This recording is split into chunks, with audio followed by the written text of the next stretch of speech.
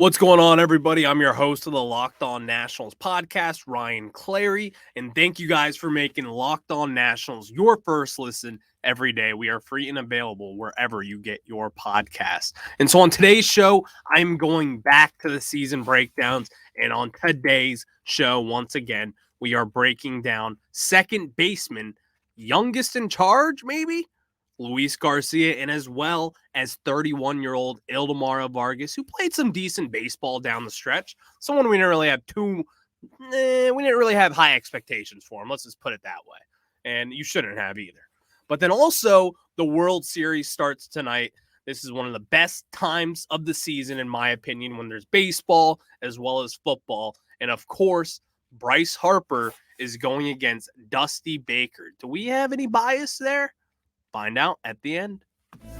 You are Locked On Nationals, your daily Washington Nationals podcast, part of the Locked On Podcast Network, your team every day.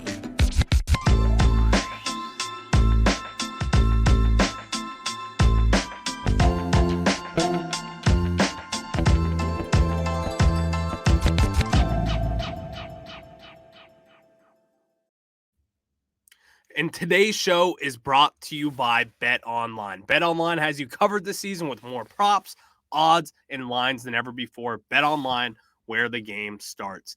And so, like I said, we are doing a season breakdown today of Luis Garcia and Ildemaro Vargas. I'm going to get to Ildemaro Vargas around the 12-minute mark here. But first, I kind of want to give my opinions on Luis Garcia. Luis Garcia was someone who was called up in the COVID season of 2020, and he wasn't really supposed to be in the majors at that point. And truly, if you ask me why was he in the majors in that season, I don't know. I truly don't know. I try to think back to it. Obviously, we had some COVID issues and everything, and so he kind of had to get the call up to the majors maybe sooner than when he was. But when he got called up that year, you saw a lot of potential with him. This is someone where when he was first called up, he wasn't really doing much in the field, but he was certainly hitting the ball 1,000%. And I truly believe that. I think this guy is a hitter. This is someone who is going to come up to the plate and he's going to take his hacks. And that's what I like about a young player. He's not going to be afraid to make mistakes. And that's something we kind of saw with Luis Garcia. He took a lot of great pitchers' yard this year. In memory, Max Scherzer, Nationals Park, he went right over the right field wall there.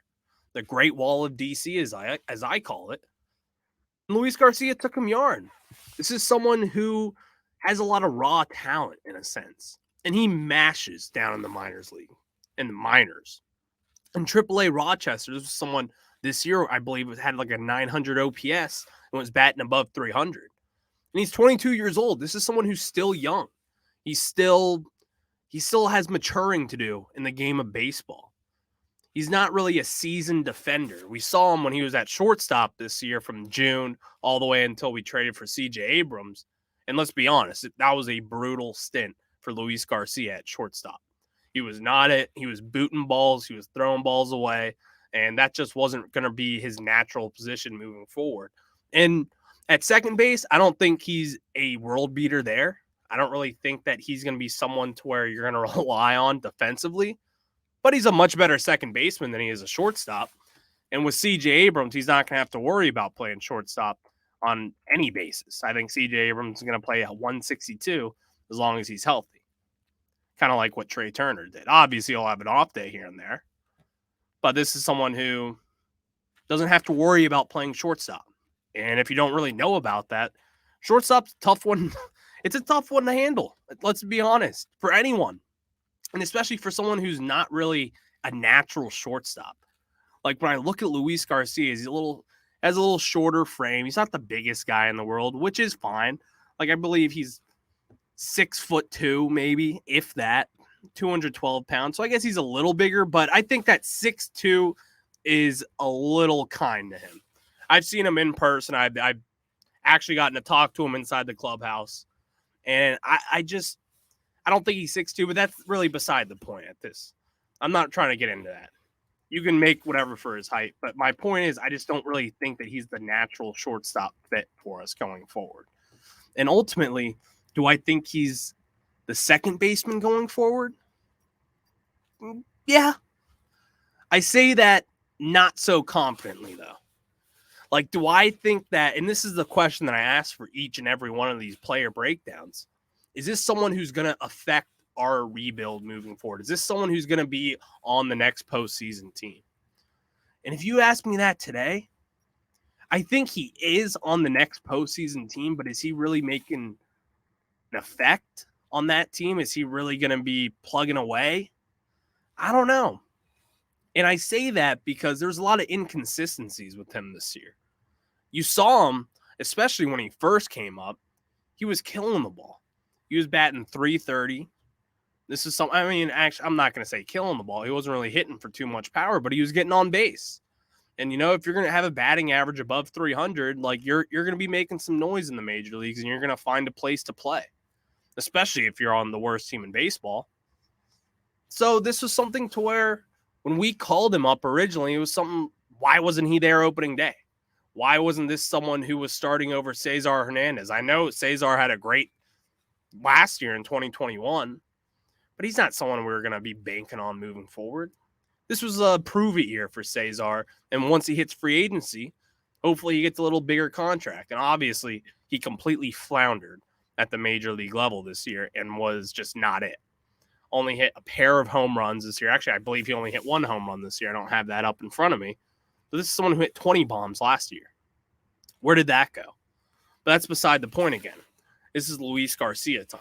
This is the time where we break down the performance of someone who is not wasn't the highest prospect. He wasn't really the big time star coming out like Victor Robles or Carter Kieboom even. But this is someone who you heard about. You heard about him hitting in the minor leagues. I believe even then he's always been a hitter. You look at him in the minor league levels. I'll pull up the stats here any moment now. He's someone that the organization has talked about pretty fondly. You believe in what he can put out, especially for when you're not a good team at this point. But let me answer this question that I propose to you guys. Is this someone that you're going to build around, or is he going to be someone that will help a championship team or a postseason team, really? And the answer to that is probably not. And I'll give a definitive answer, and I'll say no. And the reason why that is, I don't know what it is about Luis Garcia. I can make the excuse for CJ Abrams, who we saw this season make his major league debut and his Nationals debut when he eventually got called up from Rochester. And I look at his struggles, and that's someone who's 21 years old. Now just turned 22 a couple of weeks ago, actually. And I make that excuse because this is someone who's a top 10 prospect. There was a lot of promise for CJ Abrams coming into this year. And truth be had it, he didn't really play that much in the minor leagues. He got drafted in 2019. 2020 season was filled with COVID. Obviously, no minor leagues that year. And then last year, he spent it in the minor leagues as well. And he did well. He did well.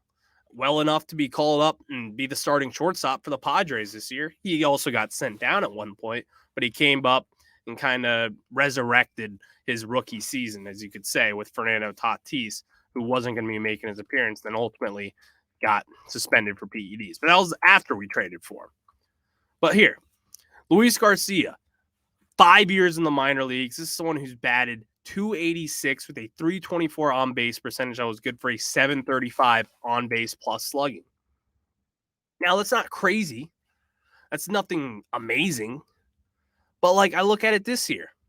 2022 with Rochester. He batted .308 with a .366 OPS and a .519 OPS. That was good for an .885 OPS as well. In 2021 with Rochester, he had the same stat line, really, too. 300 batting average, .370 OPP with a .599 slugging percentage. That was good for a .970 OPS. That's an amazing 2021 season for him. Obviously, he was only in 37 games as he was banged up. He also got called up to the majors.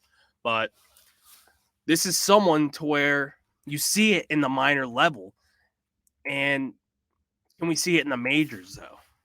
That's really what it matters to. And there is a jump of difference in competition between the minor leagues and the major leagues. And truth be told, a lot of people don't really think that there's that big of a jump when it comes to pitching. And in my mind, I think that's crazy. And that's just my opinion. You can think differently. But I look at when you are going against Justin Verlander, Jacob deGrom, Max Scherzer.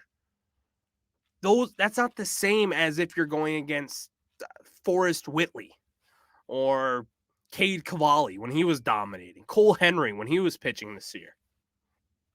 And so I've never really bought into that argument. But for Luis Garcia, Sweet Louis G, as some of you called him, I think there's hope for him having a position in the major leagues. Is it a starter? Probably not. If I was a GM, if I was putting the GM hat on, I wouldn't be planning for him to be the second baseman moving forward. Because I look at it, and his plate discipline is one of the worst I've seen, quite frankly.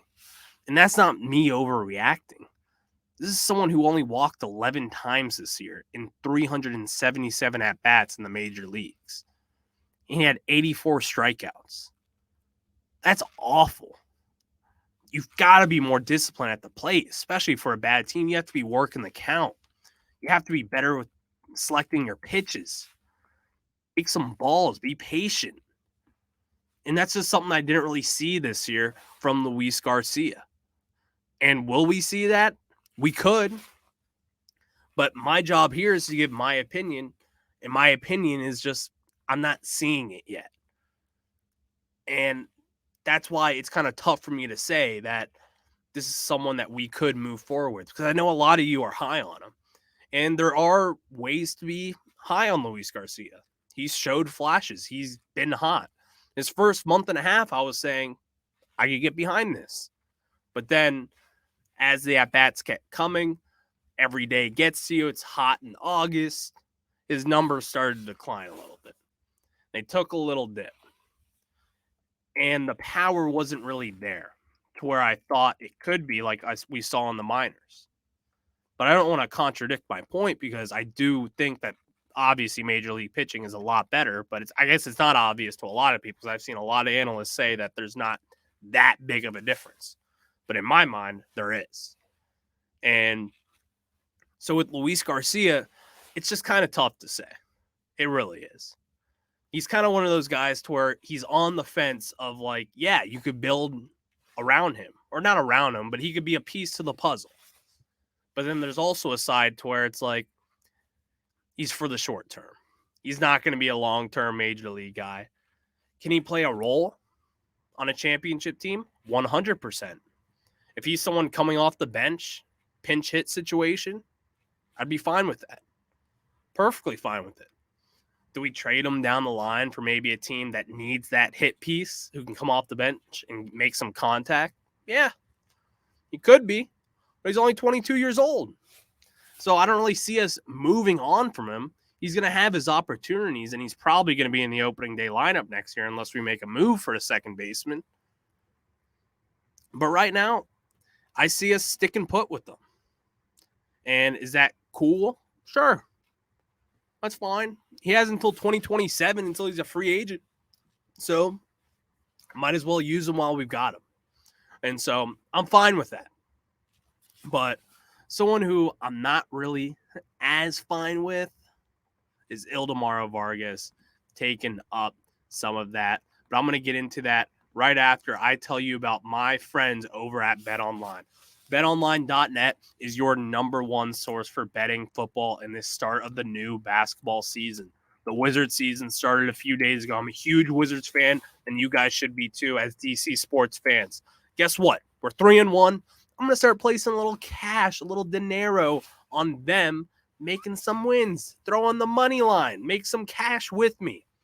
So you can find all the latest player developments, team matchups, news, podcasts, and in-depth analysis on every game. And as always, BetOnline remains your continued source for all your sports wagering info with live betting and up-to-the-minute scores for every sport out there. The fastest and easiest way to check in on all your favorite games and events, including MLB, MMA, boxing, and golf. Head to the website today or use your mobile device to learn more. BetOnline, where the game starts. And so let's now transition into Ildemaro Vargas. Ildemaro Vargas was someone who's bounced around in his major league career. He's 31 years old. He was signed out of Venezuela. And obviously, you probably know him from, or do you really know him? Because let's be honest, when we signed him, I didn't really know who we were getting. I didn't. As time went on, though, I saw him in the field. He was making some plays at third base. Like I saw the great Mark Zuckerman. He wrote a story on MASNsports.com a few weeks back, kind of hinting that this could be someone that we could rely on to be a defensive third baseman. And I'm not going to put words in Mark's mouth because I don't think he said this, but there's a possibility that we move forward with Ildemaro Vargas.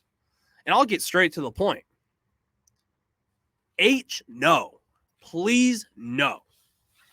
You're going to have Carter Kieboom coming back, who was once kind of one of your prize prospects. That was kind of the guy we hung our hat on. After 2019, it's like, okay, Rendon's going to walk. Guess what? Carter Kieboom, first-round pick. He's coming up. He's young, and he's got time to develop.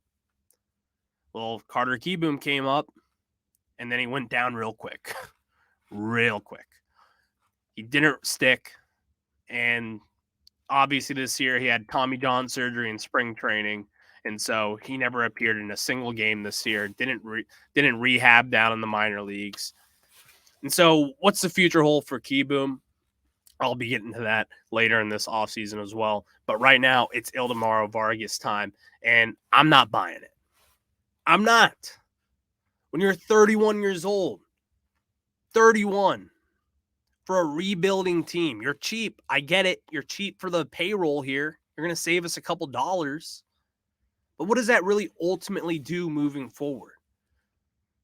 Because think about it this way. If there's a paper bag or whatever it is, a wig, blocking a drain, you're going to pull that wig out of the way. And for this case, Ildemaro Vargas is certainly blocking someone if we were to be the starting third baseman going into next year. And that person is Carter Kieboom. He was once a prize prospect. Can I say it again? This is someone to where the Nationals talked about a lot. We drafted Spencer Kieboom as well back in the day. Obviously, that didn't work out. His older brother. But Carter Kieboom was told that he was going to work out. And he hit pretty well down in the minor leagues. He developed kind of nicely from what we saw. And then once he got the call up, he was just really overwhelmed. In 2020, I think he had a home run, I think, his very first game in 2020. And I was like, oh my God, like Mike Rizzo did it again. Like we got our guy. But then he fell off and hasn't really found that hot stretch that he had in game one of his MLB season. But then Ildemaro Vargas batted .280, fine batting average, 308 OBP, 398 slugging with a 706 OPS. Struck out 21 times, had 5 walks in 196 plate appearances.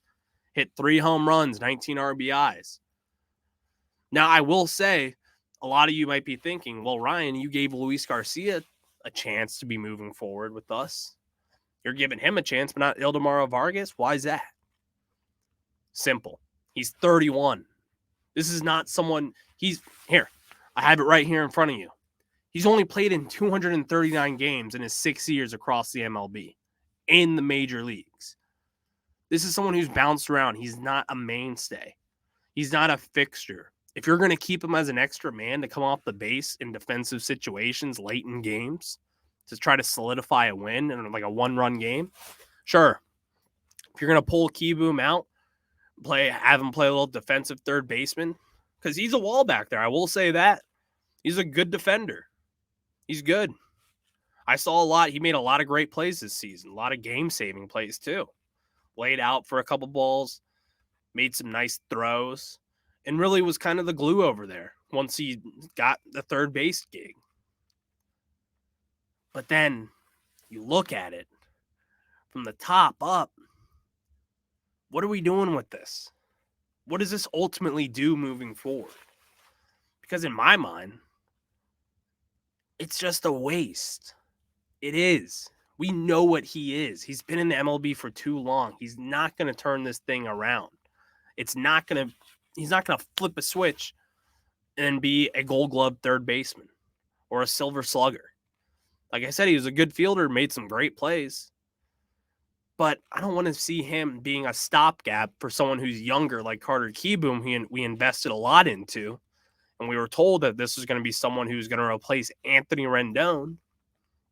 I don't want to see him taking reps away from him. And I don't care if there's a spring training battle and Davey's going to come up and be like, well, we're giving it to the better third baseman, and that's Ildemaro Vargas. Wrong. I don't care what there is. Carter Kieboom has to be the third baseman moving forward. If Ildemaro Vargas is going to be on the roster, fine. That's fine. You can come off the bench, you can pinch hit, and he can play third base every now and then. That's totally fine. He should not be blocking someone else's development when you're going to be on a bad team. Now, maybe the Nationals surprise everyone this offseason and actually spend money. But let's be honest. That's not going to happen. And you know it too, so don't get your hopes up. Don't do it. We know this. We know this team. They won't do it. But you know who will do it? You know who will cover everything? My friends over at Locked On Sports Today.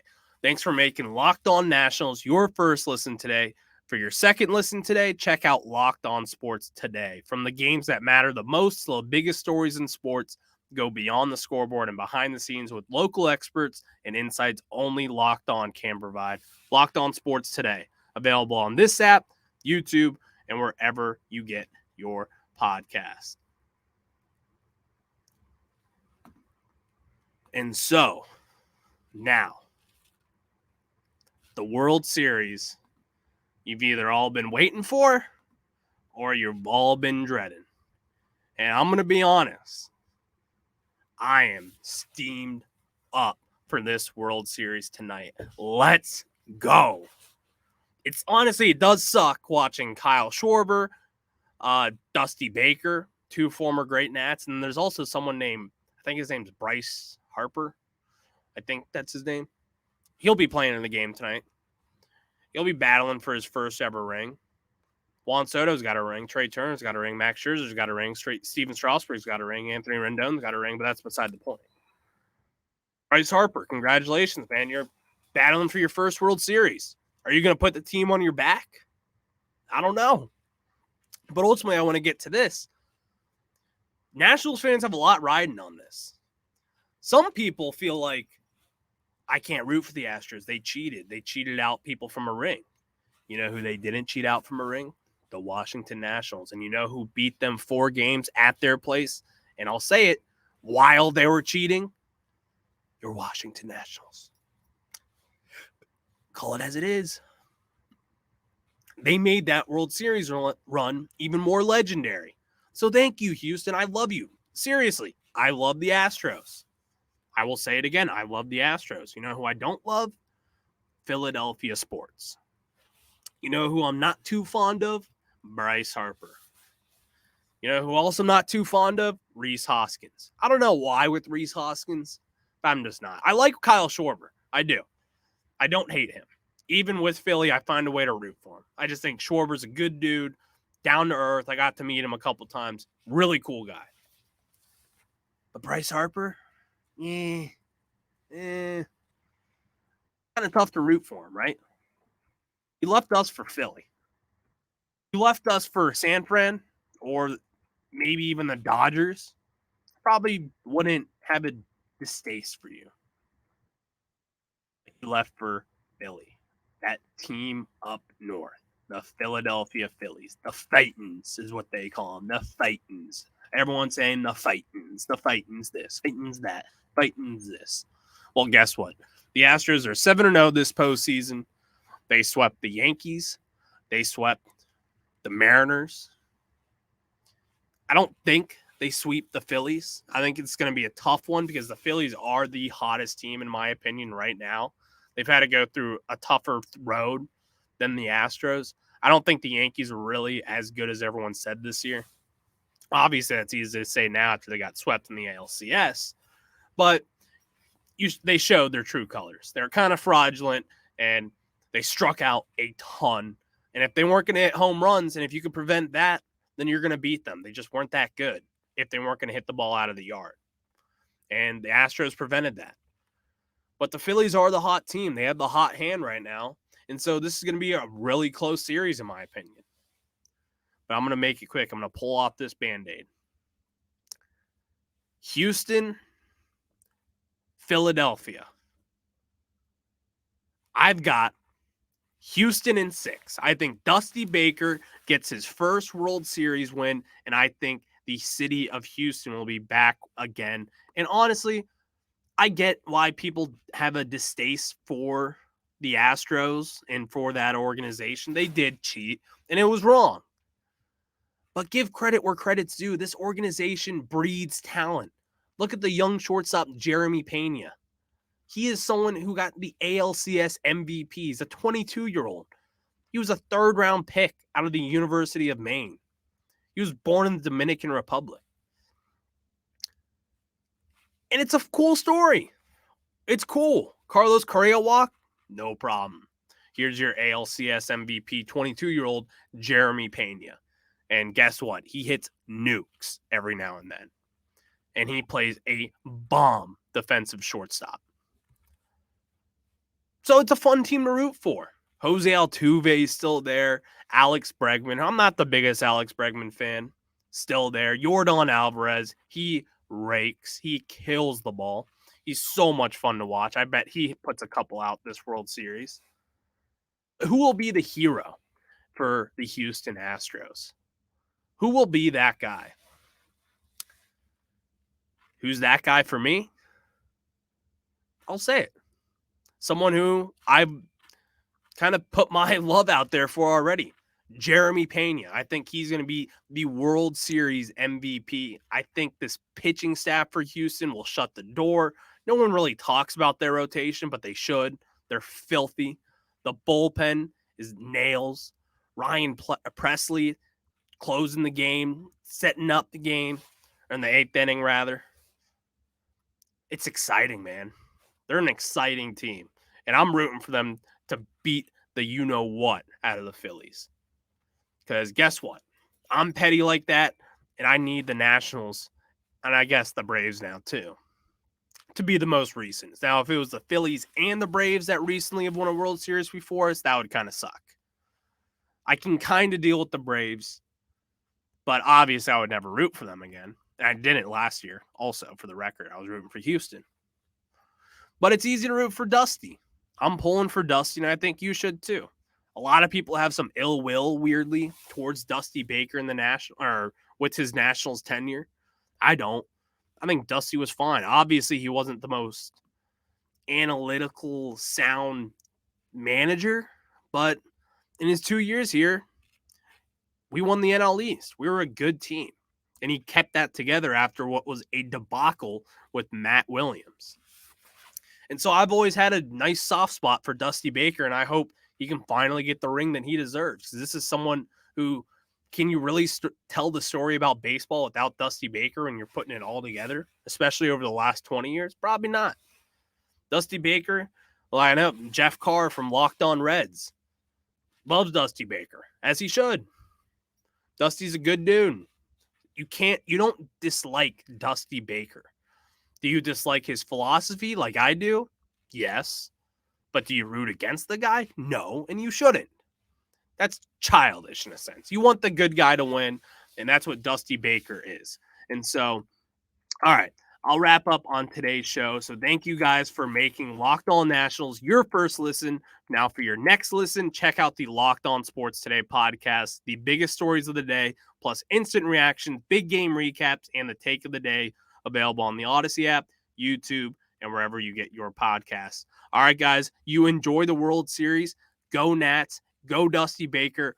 Astros in 6. Jeremy Pena for your World Series MVP. You heard it here first.